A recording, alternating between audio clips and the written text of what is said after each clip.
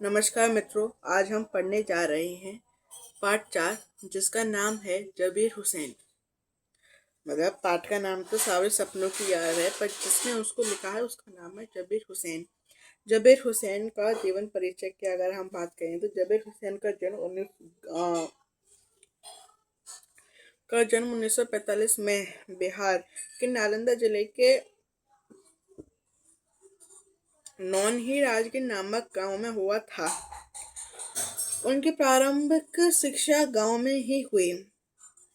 उच्च शिक्षा प्राप्त करने के कर उन्होंने भाषा और साहित्य के प्राध्यापक पर कार्य किया। उन्होंने राजनीति में सक्रिय भाग लिया और सन 1977 में मुंगेर के बिहार विधानसभा के सदस्य के निर्वाचित हुए और मंत्रिमंडल में स्थान प्राप्त किया। सन 1995 से वे बिहार विधान पार्षद के सभापति हैं। प्रमुख रचनाएं। जबीर हुसैन की प्रमुख रचनाएं इस प्रकार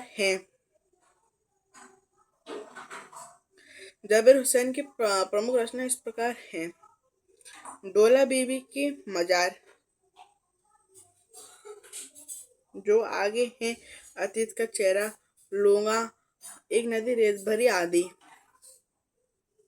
साहित्यिक विशेषताएं। जबीर हुसैन ने अपने लंबे राजनीतिक एवं सामाजिक जीवन के अनुभवों में उपस्थिति आम आदमी के संघर्षों को अपने साहित्य में प्रकट किया है। उनकी डायरियों में संघर्षरत आम आदमी और वरिष्ठ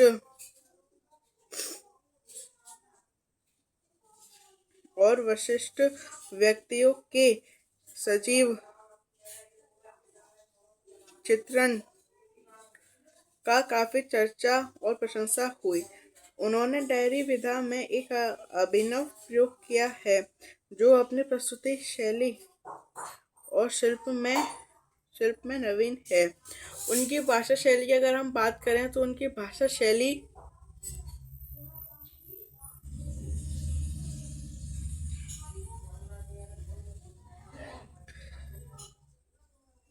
जबीर हुसैन ने सरल, सहज एवं भावात्मक भाषा को अपनाया है। उनकी भाषा भावों को व्यक्त करने में सक्षम है। जबीर हुसैन का हिंदी, उर्दू और अंग्रेजी तीनों भाषाओं पर समान अधिकार था। भाषाओं के मिश्रित रूप से भाव चंचल नदी की तरह बहते नजर आते हैं। अभिव्यक्ति की शैली में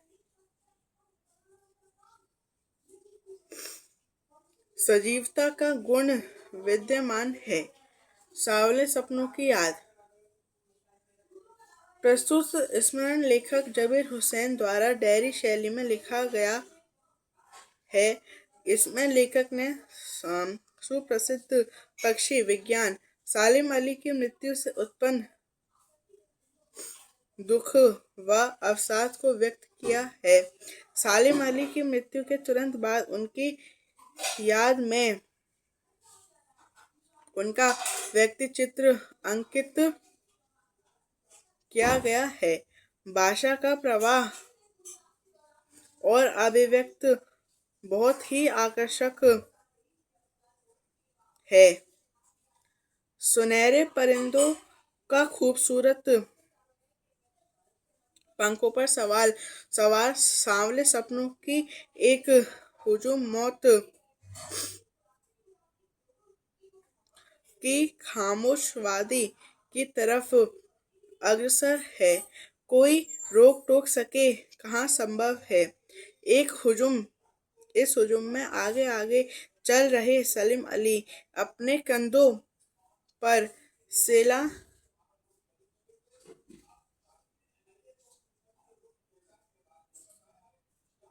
सैलानियों की तरफ अपने अंतहीन सफर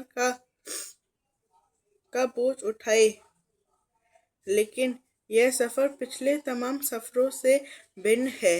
भीड़ भाड़ की जिंदगी और तनाव के माहौल से सलीम अली का यह आखिरी पलायन है। अब तो वह उस वन पक्षी की तरह प्रकृति में विलीन हो रहे हैं। तो जो जिंदगी का आखिरी गीत गाने के बाद मौत की गोद में जा बसा हो,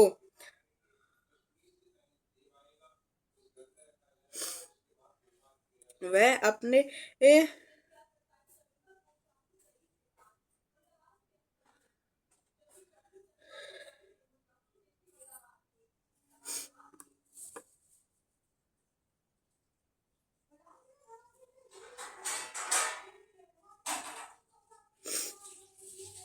इस हुजूम में आगे आगे चल रहे हैं। सलीम अली अपने कंधों पर सैलानियों की तरह अपने अंतहीन सफर का बोझ उठाए आखिरी पलायन है। अब तो वह उस वन पक्षी की तरह प्रकृति में विलीन हो रहे हैं जो जिंदगी का आखिरी गीत गाने के बाद मौत की गोद में जा बसा हो। कोई अपने जिस्म की हरारत और दिल की धड़कन देकर भी उसे लौटाना चाहे तो वह पक्षी अपने सपनों को गीत दोबारा कैसे गा सकेगा।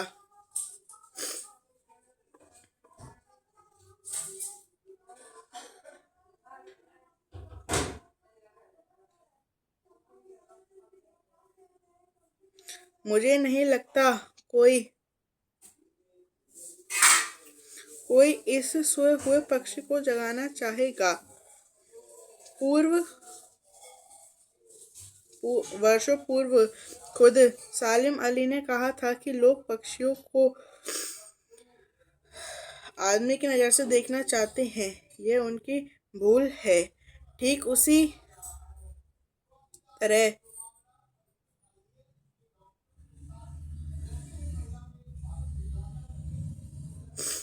ठीक उसी तरह जैसे जंगलों और पहाड़ों, झरनों और आबशारों को वो प्रकृति की नज़र से नहीं, आदमी की नज़र से देखने को उत्सुक रहते हैं। भला कोई अपने कानों से पक्षियों की आवाज का मधुर संगीत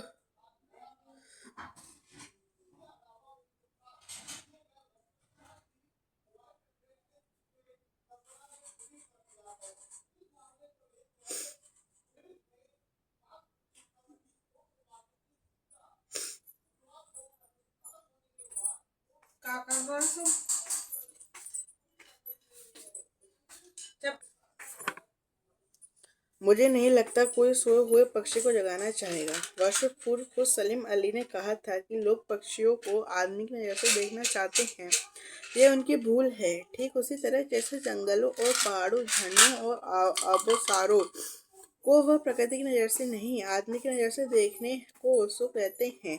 भला कोई आदमी अपने कानों से पक्षियों की आवाज का मधुर संगीत सुनकर अपने भीतर का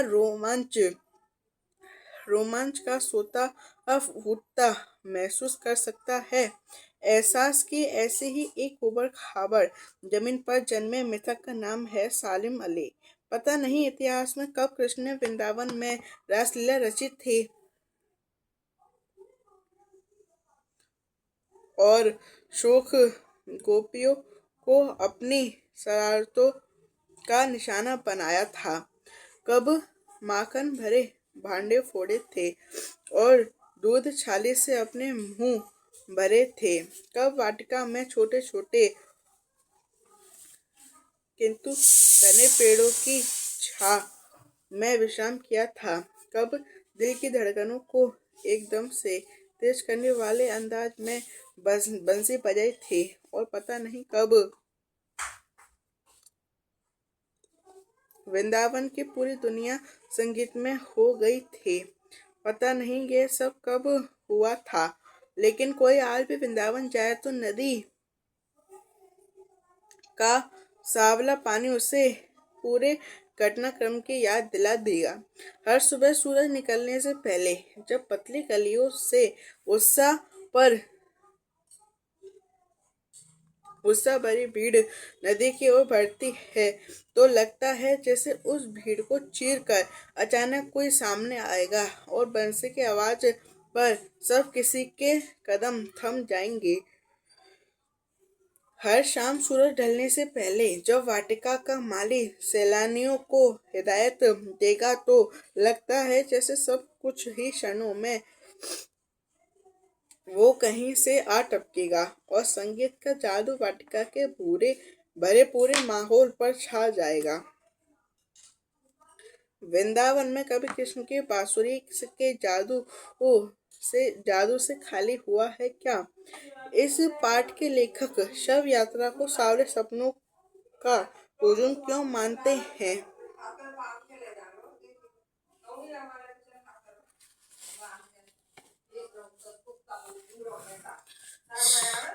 शायद शायद इसलिए कि मृत्यु के पश्चात मनुष्य की आशा, तृष्णा, मोह, लोभ आदि सर्वथा कुंठित होकर स्वप्नवत ही रह जाते हैं।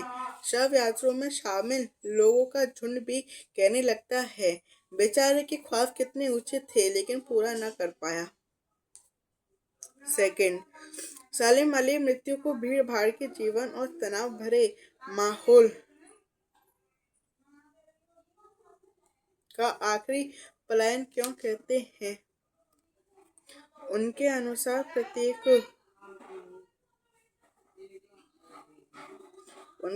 प्रत्येक मनुष्य यदि किंचित ज्ञानवान है तो वह भोगवादी संस्कृति से जितना संभव हो अपने को बचाने का प्रयास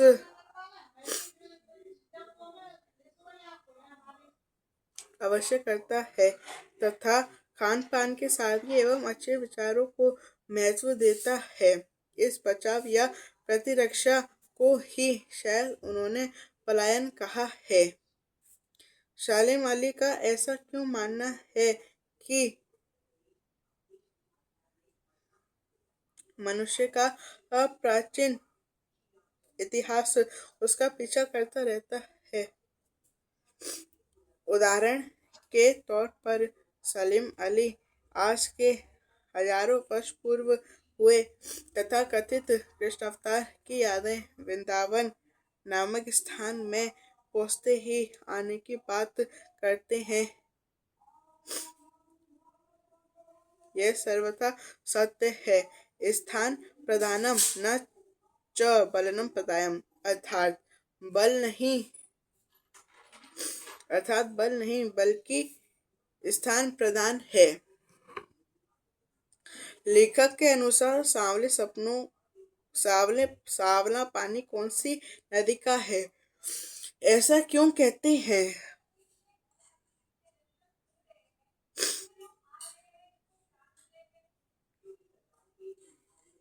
सावला पानी यमुना नदी का है।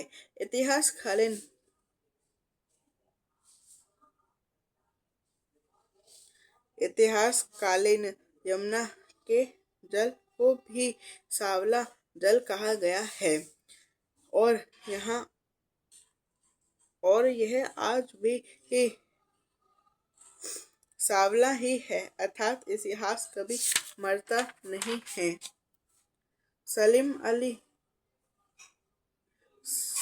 अली जंगलों, पहाड़ों तथा झरनों को आदमी की नजर से क्यों देखते होंगे? शायद उन्हें यह पता होगा कि प्रकृति की ये सभी चीजें प्राणियों से पहले इस सृष्टि में आई हैं। उल्लेखनीय है कि वनस्पति जगत ने ही नहीं जंतु जगत की उत्पत्ति या सृजन का माहौल उत्पन्न किया था। लेखक का ऐसा मानना क्यों है कि वृंदावन कृष्ण की बंसी के जादू से कभी भी खाली नहीं हुआ है? लेखक सम प्रमाण और सार्वभौमिक सत्य को उजागर कर रहे हैं कि आज भी वृंदावन घूमने जाने वाला पर्यटक वहां कृष्ण लीला की जानकारी वहां के उद्यान रक्षकों, पालकों तथा वानिकों से प्राप्त करेगा। मृतकों की दुनिया में इस सवाल का जवाब तलाश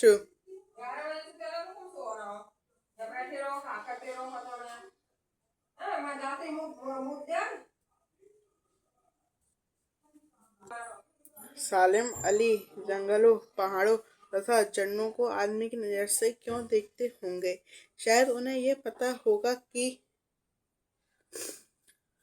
प्रकृति की ये सभी चीजें प्राणियों से सृष्टि में इस सृष्टि में आई हैं। उल्लेखनीय है कि वनस्पति जगत ने ही जंतु जगत की उत्पत्ति या सृजन का माहौल उत्पन्न किया था। लेखक का ऐसा मानना क्यों है कि वृंदावन कृष्ण की बंसी के जादू से कभी खाली नहीं हुआ है? लेखक प्रमाण और सार्वभौमिक सत्य को उजागर कर रहे हैं कि आज भी वृंदावन घूमने जाने वाले पर्यटक वहाँ कृष्ण की लीलाओं की जानकारी वहाँ के उद्यान रक्षकों, पालकों तथा वैज्ञानिकों से प्राप्त करेंगे। मिथकों की दुनिया में इस सवाल का जवाब तलाश करने से पहले एक नज़र कमजोर काया वाले उस व्यक्ति पर डाली जाए जिसे हम सालिम अली के नाम से जानते हैं। उम्र में शती तक पहुंचने में थोड़े ही दिन तो बच रहे थे। संभव है लंबी यात्राओं की थकान ने उनके शरीर को कमजोर कर दिया हो और कैंसर जैसी जानलेवा बीमारी उनकी मौत का कारण बनी हो, लेकिन अंतिम समय तक मौत उनकी आंखों से वह रोशनी छीनने में सफल नहीं हुई जो पक्षियों की तलाश और उनकी हिफाजत के प्रति समर्पित थी। सालिम अली की आंखों पर चढ़ी दूरबीन उनकी मौत के बाद ही तो उतरी थी। उन जैसा बर्ड वॉचर शायद ही कोई हुआ हो, लेकिन एकांत क्षणों में सालिम अली बिना दूरबीन भी देखे गए हैं। दूर क्षितिज तक फैली जमीन और झुके आसमान को छूने वाली उनके नज़ारों में कुछ वैसा ही जादू था जो प्रकृति को अपने घेरे में बांध लेता है। सालिम अली उन लोगों में थे जो प्रकृति के प्रभाव में आने की बजाय प्रकृति को अपने प्रभाव में लाने के कायल होते हैं। उनके लिए प्रकृति में हर तरफ एक हंसती खेलती रहस्य भरी दुनिया पसरी थी। यह दुनिया उन्होंने बड़ी ही मेहनत से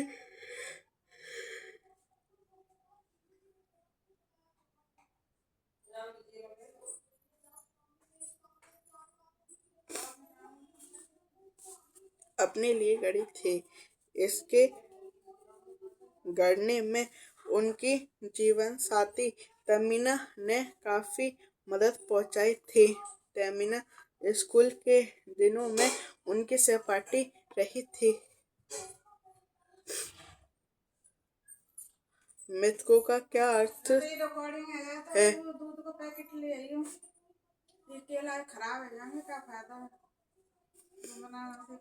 मिथक वस्तुतः कहीं कहीं सुनी बातों की वदंतियों,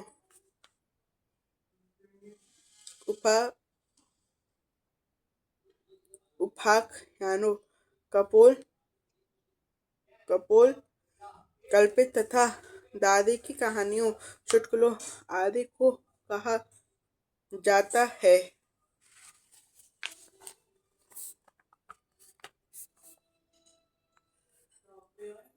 सलीम अली को कमजोर काया वाला व्यक्ति क्यों कहा गया है?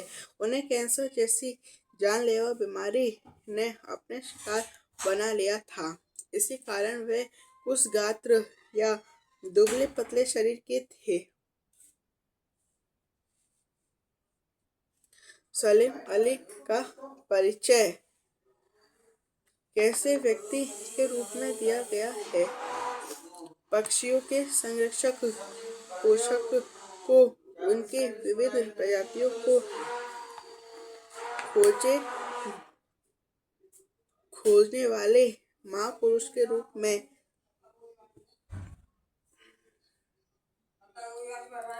सालिम अली पक्षियों को सलीम अली पक्षियों के विविध प्रजातियों का अभिलेख कैसे रखते होंगे? समूचे भारतवर्ष के वनों, झाड़ियों, चारगाहों में आंखों पर दूरबीन चढ़ाकर उनका अध्ययन करके। इसलिए उन्हें पक्षीविद या पक्षी विज्ञानी भी कहा जाता है। बर्ड वॉचर शब्दों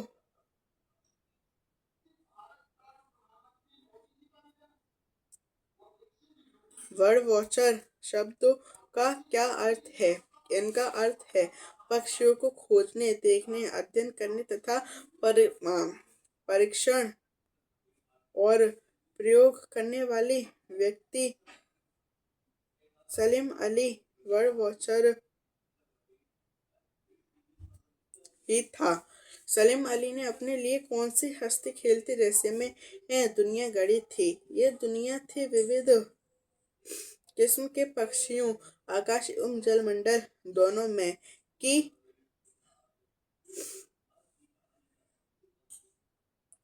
अपने लंबे रोमांचकारी जीवन में ढेर सारे अनुभवों के मालिक सलीम अली एक दिन केरल की साइलेंट वैली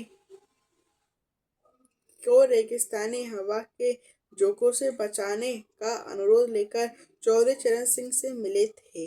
वे प्रधानमंत्री थे। चौधरी साहब गांव की मिट्टी पर पड़ने वाले पानी की पहली बूंद का असर जानने वाले नेता थे। पर्यावरण के संभावित खतरों का जो चित्र सलीम अली ने उनके सामने रखा, उसने उनकी आंखें नम कर दी। आज सलीम अली नहीं है, चौधरी साहब भी नहीं है। कौन बचा है जो अब सौंधी माटी पर उगी फसलों के बीच एक नए भारत की नींव रखने का संकल्प लेगा? कौन बचा है जो अब हिमालय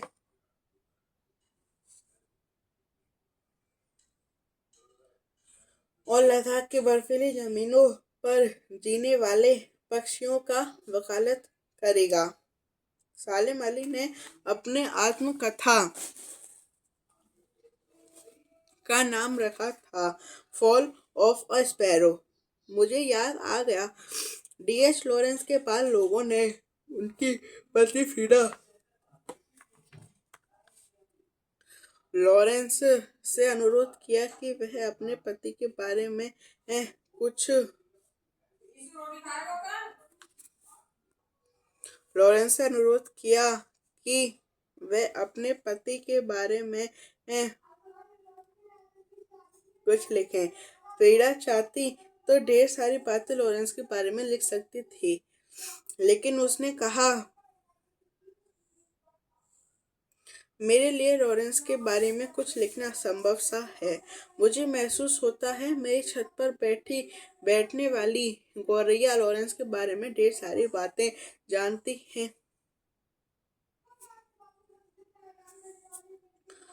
मुझसे भी ज्यादा जानती है। वो सचमुच इतना खुला खुला और सादा दिल आदमी था।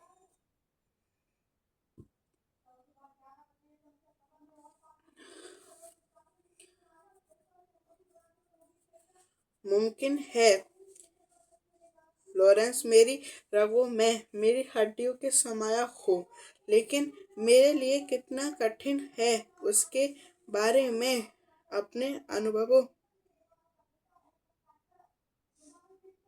को शब्दों का जामा पहनाना।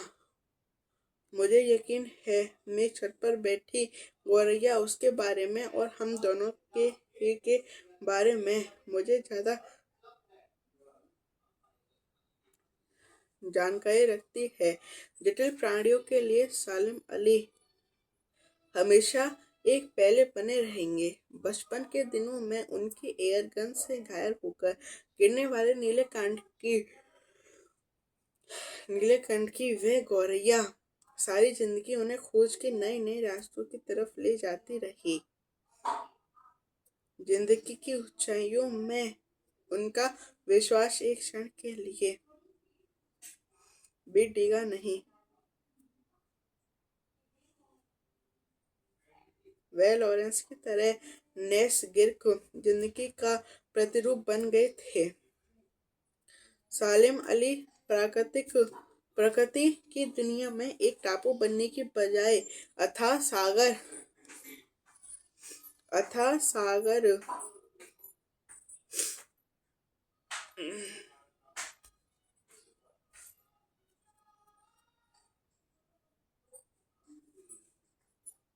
सागर बनकर उभरे थे।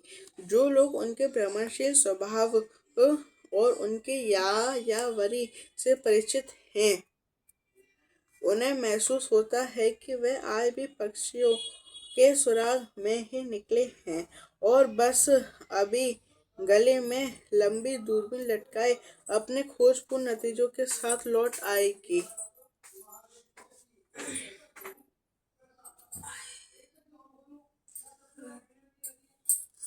जब तक वो नहीं लौटते क्या उन्हें गया हुआ मान लिया जाएगा? मेरी आंखें नम हैं। सलीम अली, तुम लौटोगे ना? सलीम अली तत्कालीन प्रधानमंत्री चौधरी चरण सिंह के साथ क्यों मिले थे? केरल की साइलेंट वैली की रेगिस्तानी हवा के झोंकों से बचने की परियोजना और परियोजना चलाने का अनुरोध लेकर ही वह चौधरी चरण सिंह से मिले थे।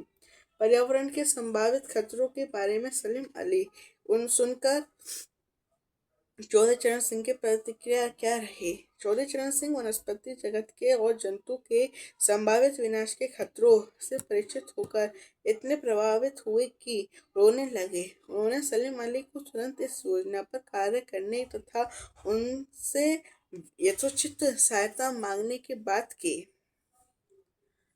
इसी के साथ पाठ समाप्त होता है। इस पाठ में हमें जो दो व्यक्तियों के बारे में पता चला, एक तो सलीम अली और दूसरे जो थे वो थे डी.एच. लॉरेंस।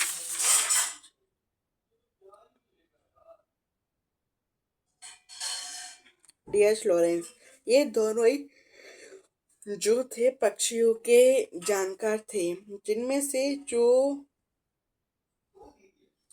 सलीम अली थे उनको बर्ड वॉचर भी कहा गया।